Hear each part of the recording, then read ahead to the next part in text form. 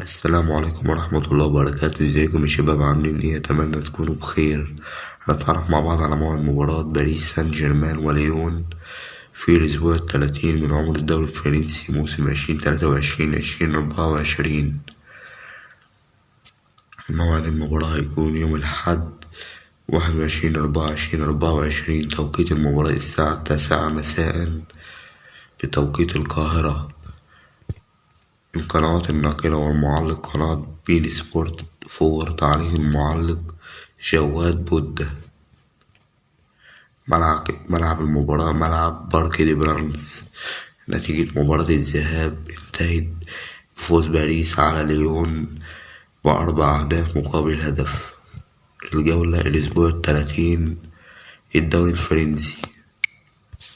توقع نتيجة المباراة قبل بداية المباراة: نسبة فوز باريس 63%، نسبة فوز ليون 17%، نسبة تعادل 20%.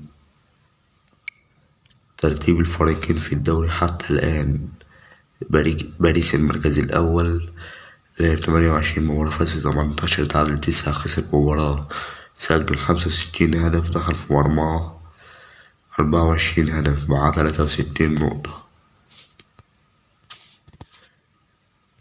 ليون المركز الثامن، لعب 29 مباراة، فاز في 12، تعادل في 5، خسر 12 مباراة، سجل 38، دخل في مرماه 45 هدف، مع 41 نقطة.